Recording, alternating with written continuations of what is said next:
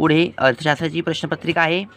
प्रश्न पहिला अ, यामध्ये योग्य पर्याय निवडायचा आहे किंवा याला ऑर विधानिक या तर्क प्रश्न येतील। योग्य पर्यायामध्ये तुम्हाला पर्यायाला 4 पर्याय दिले जातील। विधान व तर्क प्रश्नामध्ये तुम्हाला एक विधान, त्याचं कारण आणि त्यासाठीचे 4 पर्याय असतील।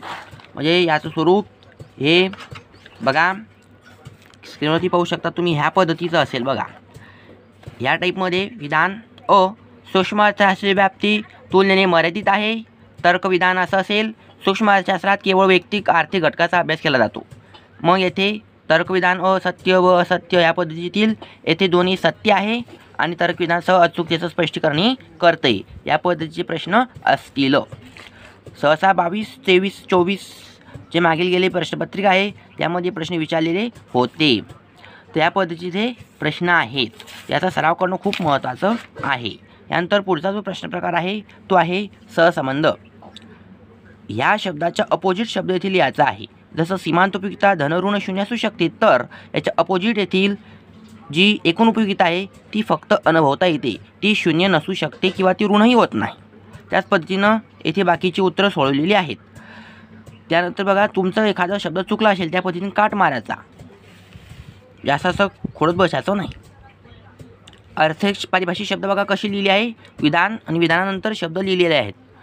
जसं प्रत्येक नग संख्येच्या उत्पादनाचा खर्च जो असतो तो सरासरी खर्च, ठीक आहे, त्या पद्धतीची उत्तरं दाखवलेली आहेत। बँकाची बँक म्हणजे RBI, त्याला आपण रिझर्व्ह बँक असे म्हणतो। RBI लिहिलं तरी चालेल, सहसा परीक्षेत शॉर्ट फॉर्म वापरू नका। मध्यवर्ती बँक किंवा रिझर्व्ह बँक असे लिहा। गटात्मक असा शब्द किंवा विसंगत शब्द, या पद्धतीचे फक्त शब्द लिहायचा आहे क्रमांक देऊन।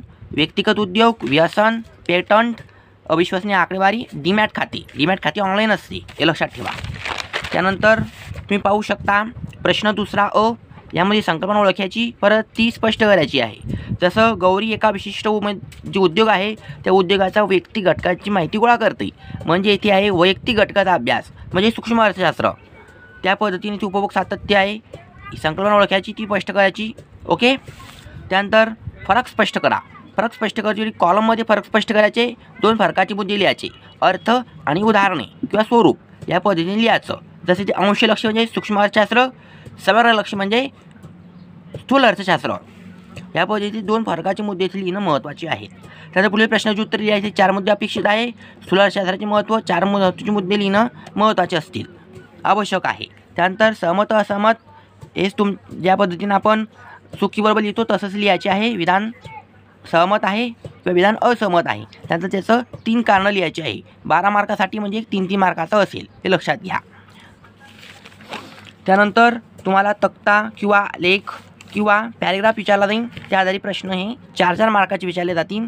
प्रश्न 5व्यामध्ये यामध्ये 3 प्रकार राहतील, येथे एकच दिला आहे, 3 प्रकारासह हे राहील। त्यात कोणती 2 प्रश्नाची उत्तर लिहायची आहेत किंवा 2-2 मार्कासाठी ती लिहिणं असतील। त्यानंतर प्रश्न 6वा असेल, प्रश्नाची सविस्तर उत्तर लिहा। इथे 2 प्रश्नाचे उत्तर लिहायचे आहेत, 8 मुद्दे त्यात असणं अपेक्षित आहे, म्हणजे 8 मार्काचा एक प्रश्न आहे, 16 मार्कासाठी 2 प्रश्न आहे, 3 पर्याय राहतील।